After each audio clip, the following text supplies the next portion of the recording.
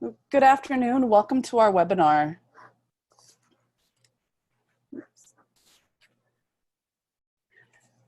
Today we'll be talking about 5 HR tech trends you can't ignore. And the webinar will be presented today by Aptitudes Research and also Symphony Talent. I'm Shannon Seery, Senior Vice President at Symphony Talent, and joining me today is Madeline Laurano, Industry Analyst and Founder at Aptitudes Research. Madeline specializes in talent acquisition and engagement research, and the research is focused specifically on how technology can help improve efficiencies and the overall user experience. So welcome, Madeline. It's great to have you with us again. Thanks, Shannon. I'm thrilled to be here. It's been quite an exciting year in talent acquisition and talent marketing, and we have a lot to talk about today, so I'm excited to get started. Awesome. And we also have with us my friend Susan Russell, who served as Senior Manager Talent Acquisition for Nestlé Waters North America since 2013. Susan's responsible for the development and the implementation of results-driven recruiting and sourcing strategies, including Nestlé Waters North America's employer brand, dynamic sourcing tactics, overall recruitment process. She also manages the tools and the systems used by Nestlé Waters North America's recruiting team. So just a few things. Susan, I'm so glad that you are here doing this with us today. So welcome. Thanks for having me. I agree with Madeline. We have a lot to talk about. Great. So let's go ahead and dive right in. In today's webinar, we are going to be talking about the current state of how cutting-edge HR technology has really been significantly disrupting the talent acquisition space, and that is just continuing. That momentum will continue into 2020. And so as we look at that momentum, we want to break it down for you into the 5 tech trends that we feel will most impact your talent acquisition strategy. We're not just talking about trends because we think they're trendy. These are actually the trends that we're pulling out that we think are really almost becoming foundational items because they're going to have such an impact to your talent acquisition strategy. So we'll pull those out, and as part of that conversation, we'll talk about how you can leverage them to successfully compete for talent and achieve your business goals. So with that, Madeline, do you want to start off and kind of dive into some of Aptitudes Research and what you found in terms of the current state? Yes, absolutely. Thanks, Shannon. And I don't want to go into this in too much detail. I know we have a lot to discuss with the trends, but I wanted to give everyone a little bit of context about some of the research that we're going to be sharing today in the survey that we did. So at Aptitude, we do research in a couple different ways. We look at survey results. So we do 3 main surveys every year, and then some minor surveys to complement those. And a lot of the responses I'm going to be sharing today are from our main talent acquisition survey that we did this year. And then we do a lot of interviews with talent acquisition leaders. So individuals like Susan that are really thinking ahead and being very innovative in their talent acquisition strategies and technology adoption. And then the final thing that we do with our research is we do a lot of briefings with solution providers like Symphony Talent and others to really understand what technology providers are bringing to market and how they're thinking about their roadmaps for the future. So it has been quite a year in talent acquisition and talent marketing. It certainly has. I know Shannon and Susan definitely would agree with that. And the one thing I want to say and start off with this presentation, and I honestly don't think we say this enough, is that it's a great time to be in talent acquisition today. This is a great profession. This is a great industry. There is so much change and there's so much opportunity. And I think before we really dive into the trends, it's really important to take a step back and acknowledge what an amazing industry this is. Talent acquisition is an amazing place to be right now. And we're going to take some time and really talk about what's happened in the past year that's brought about a lot of change for organizations and the value that companies are seeing when they look at the future and when they look at partnerships. And when you think about the trends driving this market, one thing that keeps coming up over and over again in our research is a shift from investing in providers to investing in partners. And that has come across in our conversations, in the survey results that we do, is there's been a significant shift this year in companies really starting to think about who are our partners that are going to be able to be providers that we trust, that can support us, that understand what our hiring challenges are and are building solutions to help us prepare for the future. And when we think about what makes technology great and start to ask companies what really makes technology great, it comes down to three things. It comes down to the value that's offered, the value to the organization, the benefits that you're going to see, not just within the talent acquisition function, but within the organization. And adoption plays a big role there. And Shannon, I know we spent so much time talking about adoption, especially in this area of recruitment marketing and talent marketing. The next piece is engagement. So really thinking about having a partner that understands your challenges, building solutions for the future, and is engaging with you as a partner versus just a provider offering capabilities that it becomes just a very tactical transactional relationship. And that's been a big shift. And then the final piece, and this is going to come through in a lot of what we talk about today, is the experience. And I think when we talk about experience, and Shannon and Susan, I know you'll have a lot to say about this as we go through the presentation, is it's not just the candidate experience. I think we tend to get just caught in talking about the candidate experience. It's the experience of our recruiters, of our hiring managers, of our business executives, and it's the experience of being a customer of a partner.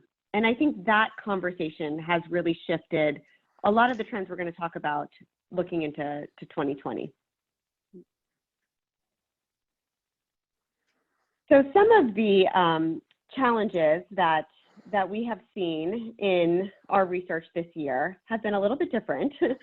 And you can see here, this is some of the top challenges that came up in our research: competing for talent across industries, scheduling interviews in a more effective way, thinking about total talent, where you have permanent a workforce as well as a contingent workforce, meeting hiring manager expectations, thinking about quality of hire, and then thinking about the candidate experience.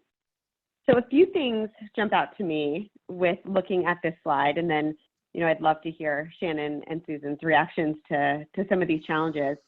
And the first one is competing for talent across industries. So this is something that comes up in every conversation we have. Companies are competing for talent with Walmart, with Amazon. Every company's trying to be a tech company. Every company wants customer service as a top priority. And we're seeing a lot of competition, not just within our industries, but across industries. And that makes this area of talent marketing, recruitment marketing, more important than it's ever been before. So that's definitely been a big theme. I think the other thing that stands out to me here is that there's a mix of really strategic areas, like competing across industries, thinking about total talent, thinking about quality of hire. And then there's some very tactical, basic areas that talent acquisition has been struggling with for so long, like Shannon, scheduling interviews. Scheduling, exactly. So, I think this is really interesting, and I think the candidate experience is interesting too, because it comes up as a top priority in years past, but then you can see here, it's not. And Susan, I know we've had conversations about this. It's really because candidate experience now is part of everything. It's part of all these challenges. For sure. I also want to go back to the point that you made about competing for talent across industries. When I think back to when I started at Nestlé Waters about 7 years ago, the overriding theme was, what are the other water companies doing? And then it sort of shifted to, what are the other big companies doing? And now it's, what is Amazon doing, right? We're competing for talent with different companies than we were even 5 years ago. And it's changed how we think about technology. It's changed how we think about partnerships. It's basically changed how we recruit for things. And one of the other points that you made about, and I heard Shannon in the background say interview scheduling, all of that knits together to talk about candidate experience, right? If you think about our main goal is to have all of these pieces fit together as the sort of base of our employment brand. And if it's a bad candidate experience, if it's a bad recruiter experience, it's not going to go well for any of those pieces because they're all knitted together. And that's become a super important part about how we think about technology at Nestlé Waters, how we think about sort of technology as Nestlé in a recruiting space. Yep. It all makes a ton of sense to me. I think I hear, echoes of this from companies that we work with every day. It makes me think of a lot of our client base at Symphony Talent is in healthcare. About 35% of our client base currently is in healthcare. And I think about clients like UCLA Health out in LA. And, they're looking at, of course, what healthcare has always struggled with having to recruit nurses. But they're also struggling with, they're in LA. How do they actually compete in a place close to Silicon Valley and close to organizations like Disney for technology talent that they need in order to be able to run their healthcare organization today? And so you have, hospitals and healthcare systems that have to start to think about themselves as a tech company. And what does that mean in terms of the candidate experience that they have to provide for that audience? And even if they might already have a fantastic candidate experience that meets the needs of the healthcare audience, it might actually be different for the tech audience, and having to continue to evolve that. It's also the same for us, right? You think of Nestlé Waters North America and you think, great, bottled water. Well, we have started to think of ourselves over the last 12 to 24 months as a tech company. We can't ignore it. We have to figure out how it works.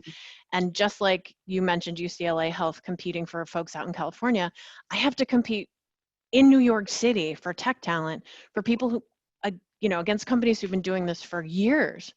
So, and it changes the game in terms of candidate experience, recruiter experience. It changes everything. Yep, exactly. And that'll end up getting into one of our trends later on. Yeah.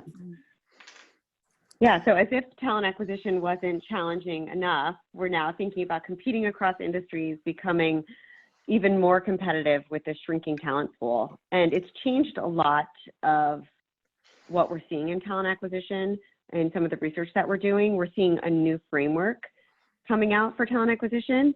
And I think we probably all remember when it was just an ATS and job boards and some background screening providers that were really driving this technology market. And now we're seeing a very different technology landscape coming through. We're seeing a talent marketing platform, a candidate relationship management system, whatever you want to call it, a system, one platform to manage everything before somebody actually applies for a job as being a core component to this trifecta.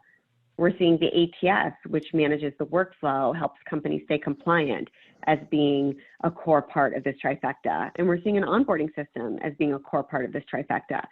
This trifecta is true for organizations across all industries. It's thinking about having these systems in place to be able to support a candidate throughout the entire life cycle. And then there's an ecosystem that integrates with these core systems, with this trifecta, to make sure that companies have a consistent experience and they're filling the gaps with what an ATS might not be able to do, for example. One thing that's really come across with this sort of new framework that we're looking at here is that not all of these areas are new. I mean, a lot of them have been around for quite some time, but it's looking at the shift in investment. And the shift in investment from thinking about what happens after somebody has applied for a job, and as we're thinking about moving them through the process, to how can we start to invest in talent even before they learn about our organization? How can we think about attracting talent, engaging, nurturing talent even before they apply? And that, to me, is where the shift in this new framework really is. Shannon, I know this is something you spend a ton of time thinking about. And is that something that resonates with you, with how you're talking with customers? Yeah, it very much aligns with what I'm seeing with our clients, and specifically the way we often talk about it is it's the pre-apply experience, right? And everything that happens pre-application, which tends to fall into the buckets of talent marketing and candidate relationship management, and it really kind of goes back and forth in terms of the how you want to talk about it. A lot of organizations that we work with today, even large global organizations, don't necessarily have have an automated talent marketing platform or a CRM and haven't invested yet in the technology kind of pre-apply beyond, say, their career website, right? So you've got obviously the technology that runs career websites, but what is that system in place where you can build your pipeline, store candidates, have automated marketing pre-apply before they ever get, down the road into the ATS? And, I think a lot of our clients are actually, even in, at the end of 2019 here today, they're still in the model of spending money and allocating budget toward media to kind of target their candidates. And sometimes I'll say to target the same people almost over and over again, with the flow being sending them through, to a job details page and directly into the ATS. Mm-hmm. And then if that person doesn't apply, right, they drop off and then they're lost. And so there's that opportunity, that kind of gap to be able to fill, of being able to get that candidate into a pipeline, into a CRM, in order to nurture them and directly market it to them in a really sophisticated and automated kind of way. But like, to your point, there are two sides to the candidate relationship management box, right? There are the systems that are really fantastic at automated talent marketing, right? And then there's also the sourcing side of it, right? So and this will start to get into some of the things I know that we're going to talk about here in a bit, in terms of, what can you have the humans do, and what should the humans do versus what can the technology do to really help make your overall process more efficient and have a better candidate experience. Yeah, and it needs to be a mixture of both. It needs to be, and we're gonna talk about automation as a big trend for the next year, but it absolutely needs to be a mixture of thinking about what we can automate and thinking about what we can better enable our talent acquisition teams to provide that human side. Yeah, and I think the other topic that we'll end up getting into a bit too, that this slide really points out, is kind of the importance of integrations, right? So you look at just the top, the systems across the top, and their ability to be able to share data back and forth between each other. So, for example, employers aren't creating an experience where candidates have to like re-enter their information when they're going from being a candidate profile in a CRM into actually applying in the ATS. Or to the point around the recruiter experience, that recruiters that are in the CRM don't realize that a person who's in there has actually applied because there isn't a status integration with the ATS. And so really getting just those top line systems to talk to each other, but then even just the ecosystem, below the systems that we use to be able to extend the capabilities of some of the top line systems, making sure that there are, ways to be able to integrate and have that information. How do we get all of this talking to each other so we really can have that good candidate and recruiter experience? Awesome. So a new framework, a new shift in how companies are investing in this framework, thinking more about marketing and pre-applicant. And there's also been a shift in the role of the talent acquisition function. And we're seeing a lot of new responsibilities. So I think even going back to the challenges with competing across industries, there are new responsibilities now as part of the talent acquisition function. And we're seeing candidate experience managers, digital specialists, data scientists, for some companies now being part of this talent acquisition function. And for companies that don't have those dedicated roles, they're thinking about what capabilities they need for their almost super jobs here, or to be able to think about how they can leverage their partners to be able to support them with those capabilities. And Susan, I know we've had a lot of discussions around the new talent acquisition function, and do these roles need to be part of the function, or what does an organization do if they don't have a dedicated candidate experience manager? Right. It's actually an awesome point for us. We have a super lean team at Nestlé Waters. We have sourcers and we have recruiters. We certainly have, operations and strategy folks and TA managers, but as the landscape changes, our recruiters have to think about their jobs a little differently. 3 years ago, I would never have given a recruiter a LinkedIn license over a sourcer. And I would never have, taken a recruiter through part of the process to do some employer branding stuff. Mm-hmm. But as jobs sort of become this more modern recruiter, those tools need to be available to people across different roles. Because as a lean organization, this new landscape, everybody has to do a little more with a little less. Yeah, absolutely. And to think about what's important for your organization. I think there isn't like a one size fits all. I think a lot of companies are looking for some model, but it really is what is important for your organization. What capabilities are you looking to build out in your team? And then how are you gonna get them? Right. So a lot of change. We talked about changes in the technology landscape, changes in the talent acquisition function, all really thinking about recruitment marketing and this new landscape that we're part of. And with that, I thought the interesting thing that we found in our research is that when we ask companies what the recruiters are spending their time doing, it's still a lot of the same things we talked about, 10, 20 years ago. It's communicating with candidates, scheduling interviews, Shannon, exactly to what we were talking about earlier, finding candidates in the ATS, scheduling calls, meeting with hiring managers. And, I think it's probably not surprising for anyone, Susan, you probably are very familiar with this, but I think it can be a little discouraging when you think about all this change that's happening and all these opportunities, yet recruiters are really getting burdened with a lot of these administrative tasks. For sure. We started looking at that a couple of years ago, is that how do we take some of those administrative tasks off of recruiters? And so we created a coordination team, and they do things like scheduling interviews, scheduling calls, creating offer letters. And just by doing that, if I can give a recruiter back an hour and a half a day, that's a phone screen. That's, a phone screen plus a bunch of time rooting around in the ATS to find candidates. It allows for those admin tasks to be more streamlined too. It allows for efficiencies to be created, those guys to be experts in what they do, right? Our coordination team is rock stars, and they are super efficiency experts. And by doing that, it allows recruiters to recruit and coordinators to coordinate. Yep.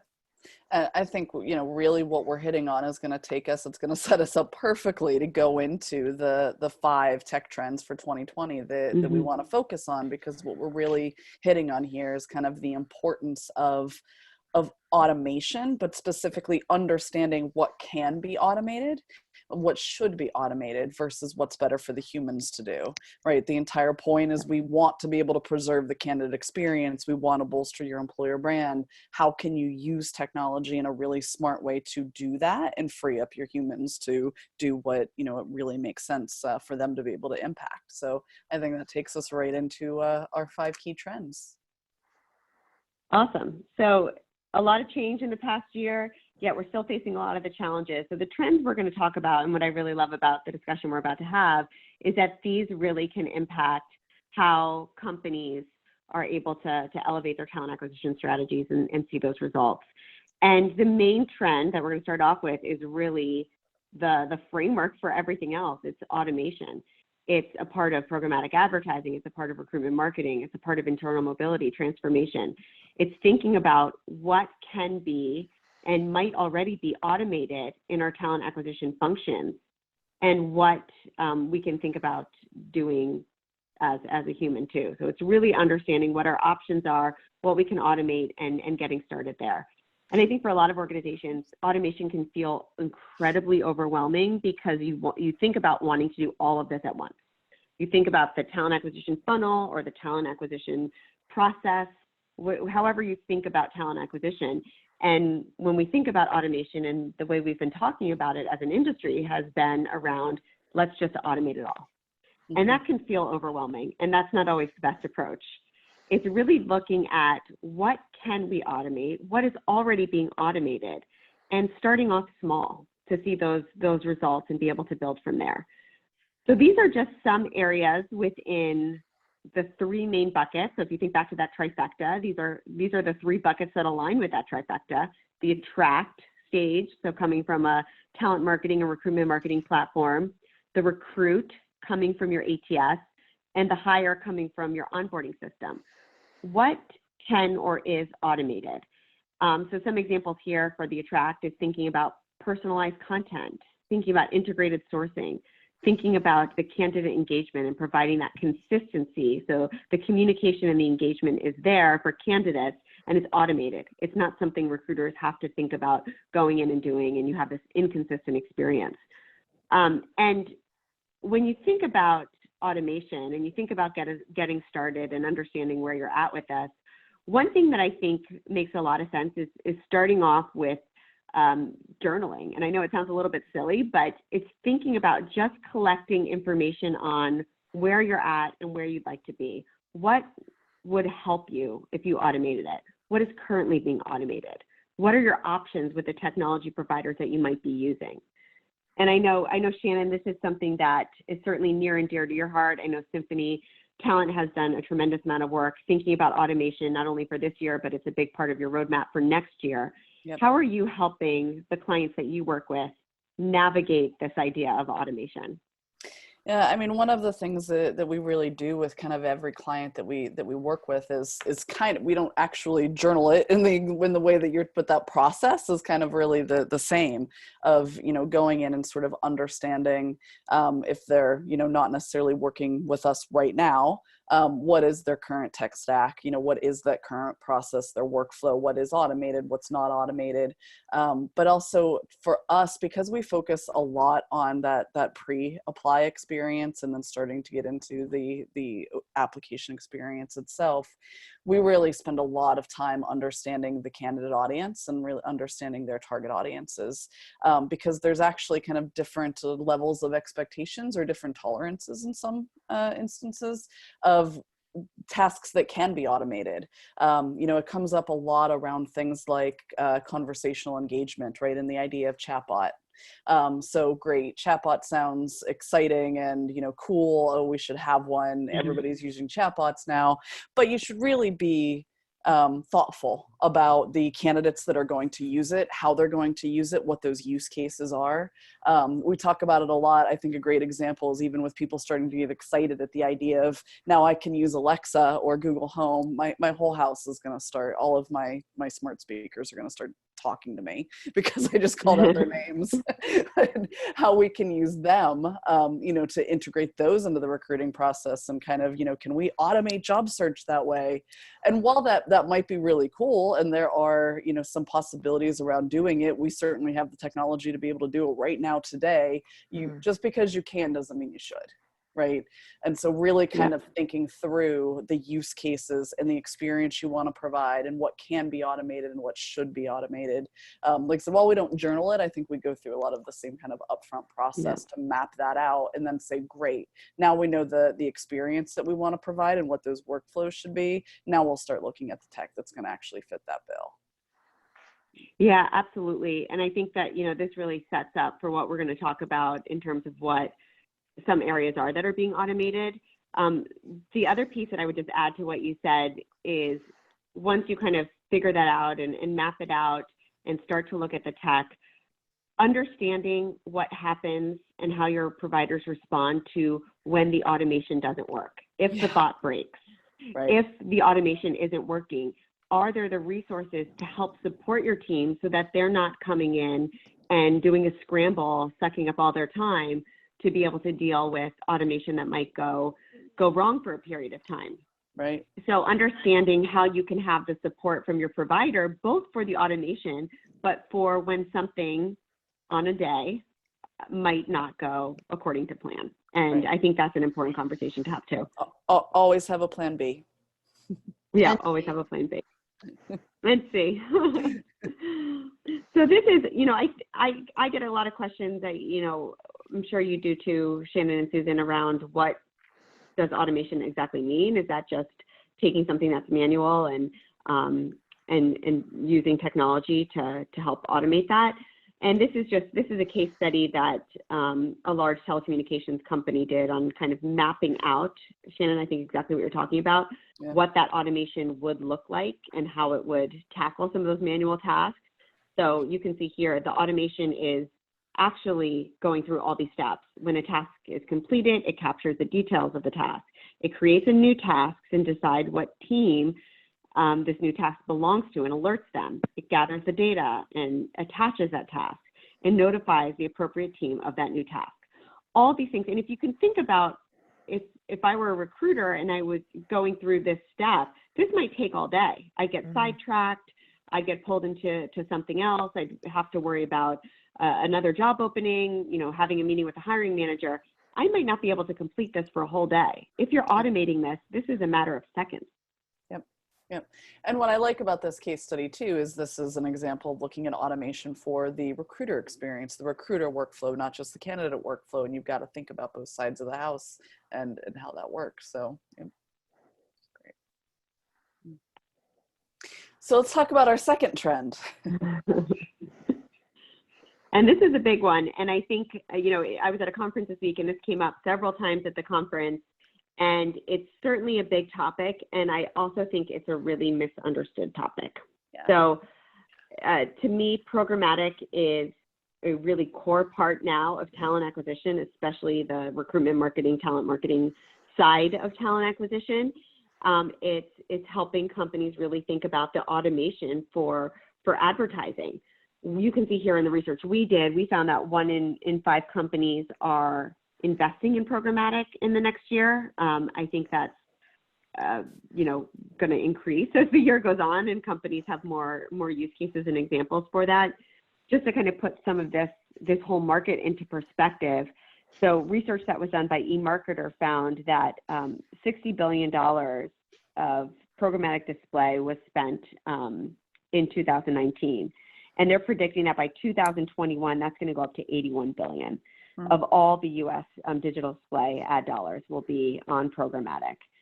And if you think about that, that's an incredible amount of investment. That's 84% of U.S. digital display ad marketing. It's thinking about programmatic. And part of that's going to mobile, about 2/3 going to mobile, 1/3 going to video. It's a huge industry. It's a huge area of talent acquisition. I think talent acquisition leaders are certainly starting to think about programmatic and making it a priority. And I think there are very few providers that understand and can support organizations in this area. I think a lot of the ATSs fall short here, and they're getting some requests here to start thinking about programmatic. And I think we're going to see this as being an area that talent acquisition leaders are becoming really informed and knowledgeable in the next year. Yeah. And Susan, I don't know if that resonates with you, if programmatic's on your agenda or something that you're looking for in the next year.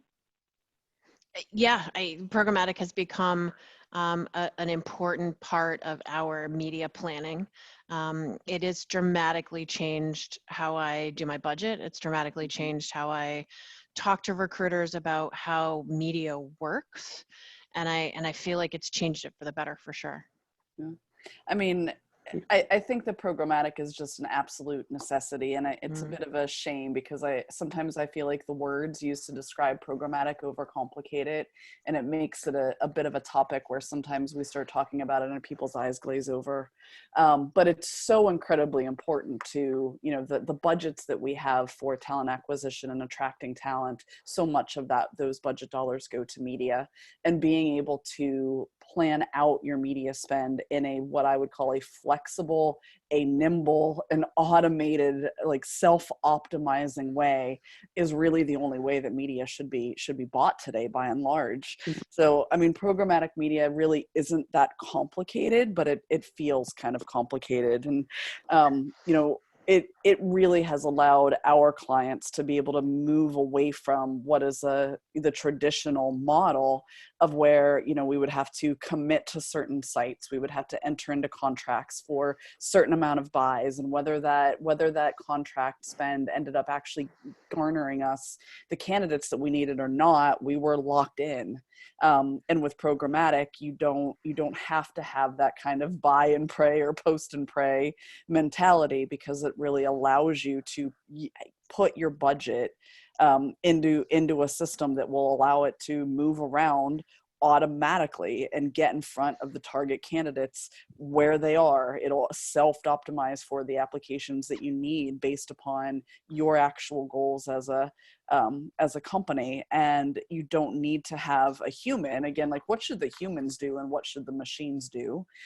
You don't have to have a human who's sitting there turning the knobs, watching it every single day, every quarter, every year, and going through and saying what's working and what's not working. The computers can do this for us, and they can do it in real time, and it can do it really fast, and it can automatically move around the budget and make sure that, wherever you're spending money, that you're getting in front of your right candidates and that you're actually getting applications. And if you're not, your money's going to move instead of it, kind of just being locked into a contract. But I mean, Susan, we've certainly done it with you. We've done it for years with all of our clients, of the days of annual planning, right? Sitting with all of your internal stakeholders once a year to plan out what's the media strategy going to be, bringing in different media vendors to hear their pitch, and, what's quote unquote new, what's out of the box, what haven't we done before, who should we contract with, what worked, what didn't work, all of that planning, all of that time. It's really just kind of a legacy way of having to do it. And programmatic is what has enabled all of that. And I think more than anything, that's what I want TA leaders to hear. If we can demystify this at all, it doesn't have to be complicated. It just should be the way we're buying media today. That's the best part about programmatic. Sorry, Madeline. I was going to say that's the best part about programmatic is you put money into the brain and the brain figures out what to do with it, right? Yep. Gone are the days where Susan has to figure out what to do with it with an army of people and charts and graphs and Excel spreadsheets and all kinds of stuff. I just feed the brain money, and the money says, okay, today the money's going here. And then at the end of the day, the brain says, well, how did it do today? What are we going to do tomorrow? Yep. And I know that's super oversimplified, but that's kind of what programmatic is you give the brain money and the brain figures out what to do with it. Yep. Yep. And then once you start using it, you don't ever go back. Right. Yeah, exactly. For sure. Yeah. But I think that's so important. I think there's so many areas that feel overwhelming. And when you think about adoption and, thinking about automation in general, it can feel incredibly overwhelming. I think that's what we're going to talk about here in a minute. Yeah, exactly. And this is so simple.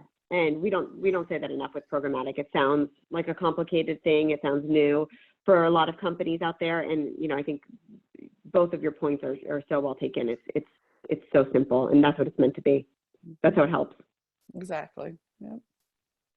So the next trend here that we're going to talk about, and certainly plays into, I think, all of these themes, is the recruitment marketing space in general, and thinking about recruitment marketing platforms. A lot has changed in the past year. I know a lot has changed for Symphony Talent.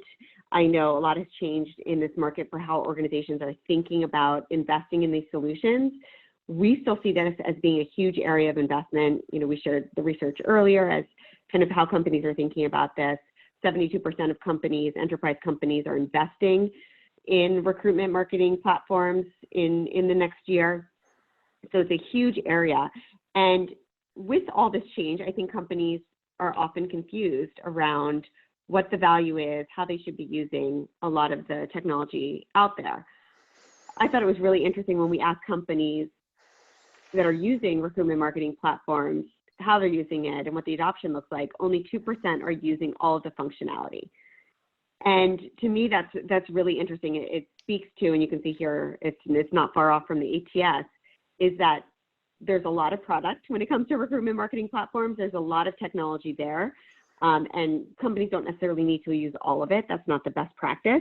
But thinking about using it and making sure that you're adopting it so it becomes so ingrained with your talent acquisition process, and brings the value that you need to see with attracting talent, competing across industries, giving you that competitive advantage, certainly is something that needs to be a priority even before you start to make an investment. Ask providers about the adoption, how they work with companies to be able to work on change management strategies, to make sure that these systems are actually going to get used within their organizations. Yep.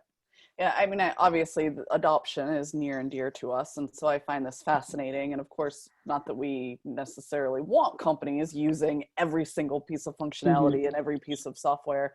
But I really think what this gets to is what we were talking about earlier in terms of all of the responsibilities that fall onto the shoulders of a recruiter, right? And how we really have to go through that process up front of assessing, and every company does, because the answer is different for every company, of what are the responsibilities that their humans should have, and what are the areas that you can actually leverage technology to be able to make those functions kind of more efficient. And based upon what that plan looks like, that should actually determine how much of the technology you're using, but then making sure that you're doing everything you can from a training perspective, having the support around how do these workflows actually happen, to make sure that now that you've got the tech and here's how your tech is going to impact, that your team is actually using it. Because otherwise, I always used to make the joke that, whoever dies with the most resume database licenses wins. It doesn't work like that. You actually have to use them, right? Mhm. It's the same thing with your HR tech.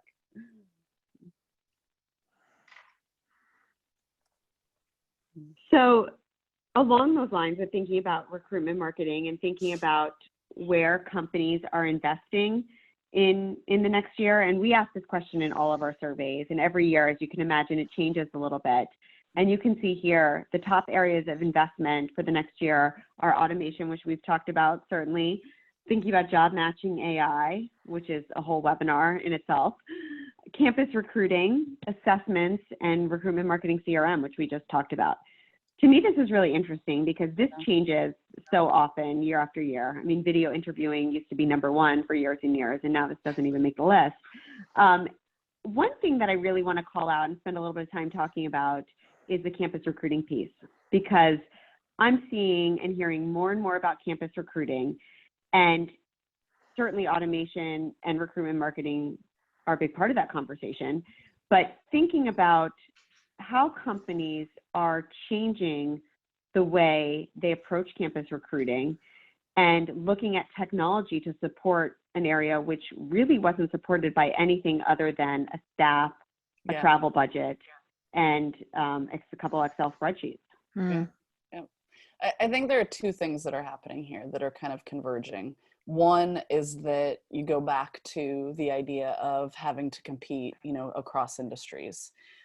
So you've got organizations that, technology is kind of the easiest job category to focus on. You've got companies that aren't necessarily quote unquote tech companies and now have to compete with quote unquote tech companies to be able to get tech talent.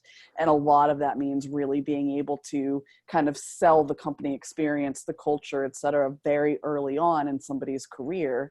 And having to really focus on that talent as they're graduating and kind of getting out of school or at the internship piece. So I think that's having an impact. But I think the other thing that's coming together here is that by and large, campus recruiting is typically pretty expensive, because you've got the humans that are physically going onto campus and they're bringing all of the stuff with them and they're spending time there. And sometimes they're buying the welcome kits that they're having show up in students' dorm rooms. And there's a lot of money that is going to campus recruiting.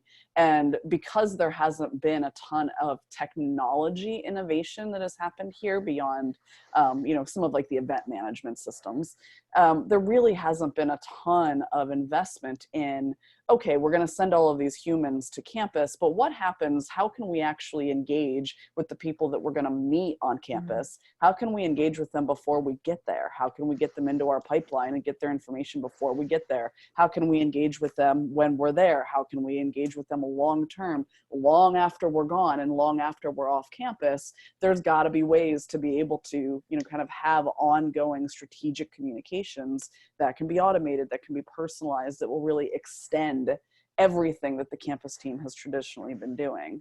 And I really think those two things coming together is why we're seeing this sort of like reemergence of people being focused on campus recruiting strategies. Yeah. I also think that it's not just for the companies that go on campus, right? We don't go on campus as a company. So we have to depend on a technology solution to help us, A, create that relationship with students, and B, maintain and track that relationship with students, so that 6, 8, 10 months after they have some kind of meaningful interaction with us, they think, oh yeah, Nestlé Waters, I I think I want to work there. Right. Right. And so lots of people spend a ton of money to go on campus. We can't. So we depend on those solutions to really help us do two things: build and then maintain that relationship with students after an event is over. Yep.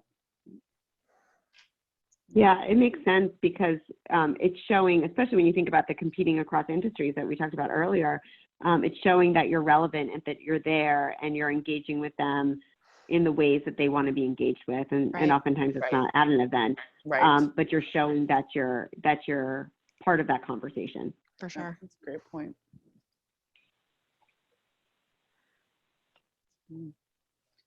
Great. So with this whole area of top investment and thinking about technology and where recruitment marketing and talent marketing plays into this, I thought this was really interesting data, and I'm really curious to see what we see in the next year in terms of top areas of replacement. If you think about the recruitment marketing space or the CRM space, whatever you want to call it, it's not really it's not an area that's been around for a long time. It's not like the ATS market, which has been around for years and years, and we're seeing third generation buyers. Yet we're seeing a lot of second and third generation buyers in recruitment marketing. And I think it's a lot of what we've already talked about in terms of confusion around some of these areas, around automation, confusion around how to adopt these systems.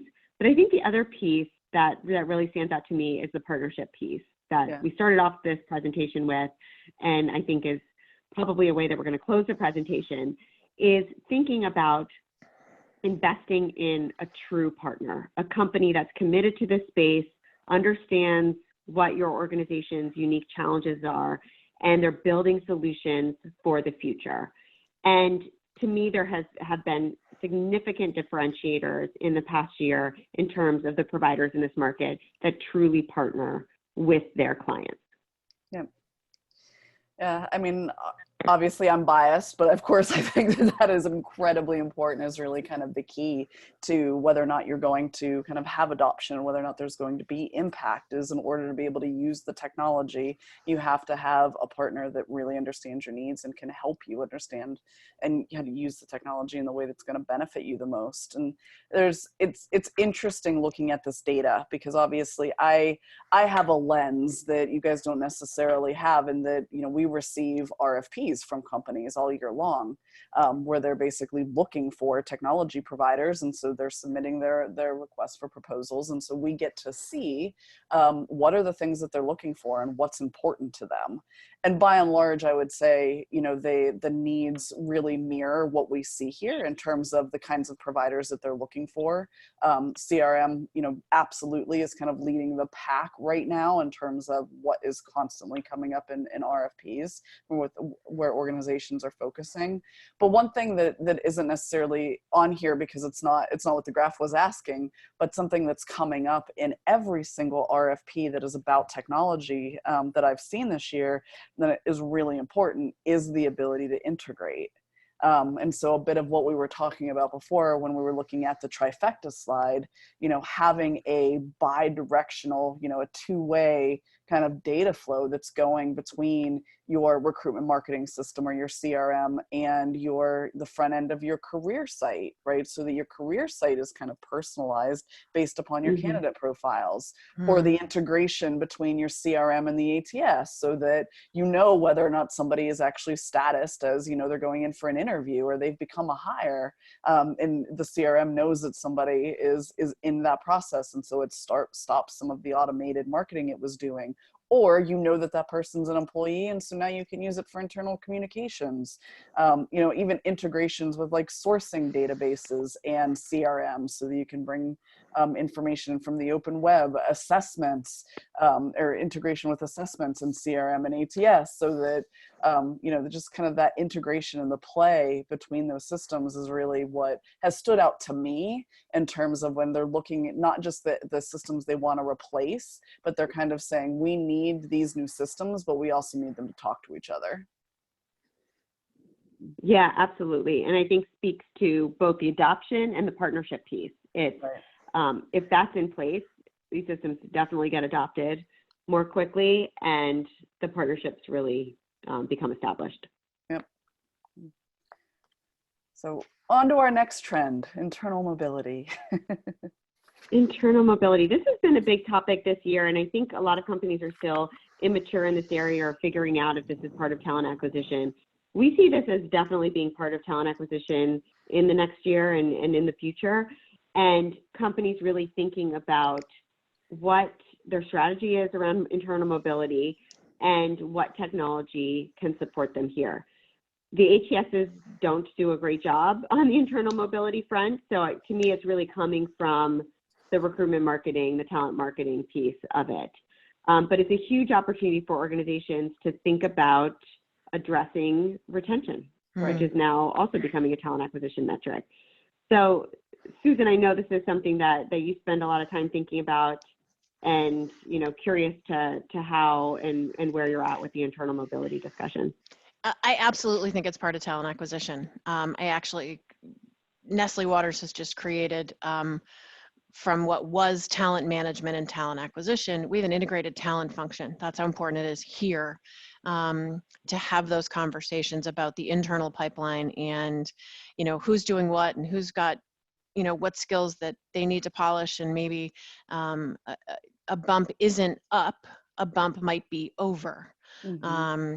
And it's the ability to have that integrated conversation, to be able to say to a hiring manager, here's your slate. It's got some external folks. It's got some internal folks. It's a full slate of candidates for the opening that you need to fill.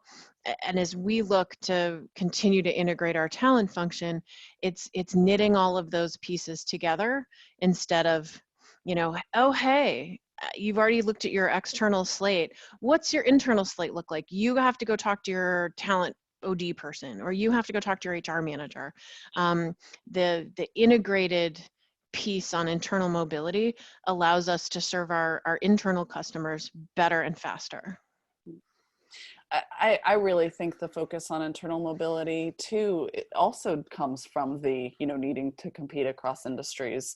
One of the most awesome uses that I've seen around internal mobility systems is that, again, because of the lack of tech talent, I've seen some really high volume hiring employers actually as a perk to folks that are coming into more hourly, high volume kind of jobs, of saying, work with us for a year and we'll train you how to come work in our tech department. Right. And literally growing their own and kind of using, this idea of internal, you can start here and here's where you can go, and we'll actually train you to get there as a way to be able to address, the need to compete. For sure. Very cool. Our last one. So transformation, our very last key trend, kind of really summarizes a lot of what we've been talking about today, which is, as an organization, everybody is going through transformation of one form or another.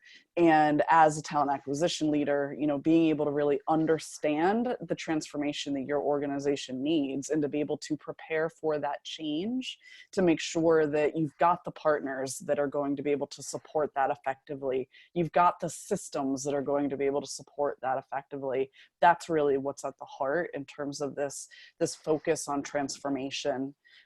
We've got a client, Hilton Grand Vacations, let's call them HGV. They've got a really good example of transformation, and that they were separating and spinning off from Hilton Worldwide. It's kind of their parent company. And so as an organization, they had to think about, we're going to have to literally transform everything. I think, Susan, you said at the beginning, like, everything's changing, right? And everything. And that's what HGV had to face, is that they needed to separate their systems, their shared resources. They had to stand up new candidate-facing environments, recruiter-facing environments. They had to build a new EVP that was standalone. I mean, truly, in the talent acquisition world, like, everything was changing. And in addition to just kind of like that brand transformation, building the new systems, being able to make sure that as they go through this, that they're really being thoughtful and choosing the systems, the partners that are going to help support them kind of on that journey. But transformation is not a one size fits all, for sure. I know, Susan, Nestlé Waters is almost going through the opposite kind of Yeah, transformation. it's funny. I listen to you talk about Hilton Grand Vacations, and I think we're doing the exact opposite here at Nestlé. We're in the middle of a huge transformation. All of the operating companies of Nestlé are coming together in lots of new ways, creating efficiencies, doing things bigger, better, faster. It started with vendors, right? We have a shared applicant tracking system. We have a shared, any number of vendors and partners that we use. And as we start to knit together more tightly and become one Nestlé in the United States, it's that transformation, it's that change that allows us to be smarter with budget. It allows us to take best practices from each other and say, oh, that's a great vendor you're using for whatever that is. I want to use that now too, because if you're doing it, I want to use your best practices and I will do it bigger, better, stronger. So it's funny because it's the exact opposite, right, of Hilton Grand Vacations with the spinoff from Hilton. As we transform into one Nestlé in the United States, it's almost the same, right? There's lots of things that we're starting from scratch, just like Hilton Grand Vacations did, where we get to, as a series of companies, make choices that work for all of us. Yep, exactly. And I think it's fine that it's not the same, right? All companies, the point is more all companies are facing some sort of transformation. It isn't always about brand. It's not about spin-offs. Sometimes it's about, leveraging efficiencies. Sometimes it's literally just dealing with the digital transformation that the technology is kind of forcing. And it's all about being able to understand and be kind of self-aware enough as an organization and a talent acquisition group to really focus on the areas where you can make the most impact, and then smartly leverage partners in tech where they can make the most impact. Totally agreed. So Madeline, why don't you wrap us up with kind of summarizing our keys to success here? Yeah, so this is, hopefully you got some great takeaways. I think there's a lot of things that are able to get started on quickly without feeling too overwhelming or feeling like you need to wait 2 years or 3 years to start seeing some of this transformation in talent acquisition. So, I think the first thing I'd say is balancing the innovation with the reliability. I think as an industry and just thinking about tech in general as humans, we get really excited by innovation and what seems really cool in technology. And that can feel like a driver to make an investment or to think about moving forward with a new technology. But it's really important, especially today, to think about providers that aren't just providing really cool tools or innovative tools, but are stable providers that will be in the market, will be able to support your needs, will be able to support different areas and grow as you're growing and as this market changes. So having that reliability and stability is really important as we think about this market. Looking for a partner, I think, that plays right into that, is thinking about a provider that truly is not a provider, it's a partner. Becoming an expert on these areas of technology, there's so many different areas for talent acquisition that can feel overwhelming, can feel administrative in nature. To think about really being an expert in these different areas, whether you want to own programmatic and simplify it as much as possible to build a case for it, whether you want to think about recruitment marketing and increase adoption there, become a champion, become an expert. And there's lots of resources available out there. I think all three of us on the phone would spend time with different organizations to help them to learn more and build that expertise. Embrace data to drive decisions. And then I think the final piece, again, is something we don't talk about enough, is this is something to really have fun with, to be a champion for, to be an owner of, to see change within your organization. And it can be really fulfilling. I think Susan absolutely knows better than I do about how this can be really empowering to think about all these changes within an organization. For sure. I think one of the things that you talked about is looking for a partner, right? For us, the fact that we have a partner in a number of different technology spaces that gets us, right? You think Nestlé Waters North America, part of Nestlé, right? They make bottled water. More than 80% of the candidates that we hire are CDL Class B drivers. And we need a partner in our technology spaces that understands what that means. And by not understanding what that means, you can't be a partner to us. And it's that partner mentality that drives the decisions that we make in this space. Yep. Yep. Absolutely. And we'll continue to, even For more sure. so in the future. Yeah. Right. Yeah. Yeah. Well, thank you everybody who attended. Thank you, Madeline. Thank you, Susan. This was really fun. I feel weird saying a great way to wrap up 2019. I feel like we still have a long way to go, but we are at the end of the year. Almost happy Thanksgiving to everybody. If there are a couple of questions that have come through Q&A, and I've tried to answer some of them as we've gone. But I did want to, just because we didn't talk about it all that much, and it's something that I feel like comes up a lot, especially when we're talking about the idea of programmatic. Susan, this is a little bit kind of your part of your love and what you do for Nestlé Waters. So I wanted to direct it to you, which one of the questions that came through is, what is the best kind of content to share in your programmatic ads to engage passive candidates? Which I thought was a great question because, you know, it's not just the tech, there is still art to it, right? It's got to be about the message that goes out. For sure. So I thought this would be great to direct to you. Yeah, I think when you think about the messaging, especially to passive candidates, because you don't know what they want, right? If somebody applies to your job, you know exactly what they want. They want to work in that job at your company. But passive candidates, it's a little squishier. It's a little less specific because you don't know what they want. And so the content that we tend to share for our passive candidates is just a little squishier. I'm not a super squishy sort of content kind of girl, but it is a little squishier. It's a little broader, and it tends to appeal to a number of different sort of needs in a single ad, right? So if I'm looking to hire a driver and I have an ad and I want people to apply to that job, it's one kind of content, right? You're home at night, you're not over the road, it's a great career path, there's stability, et cetera.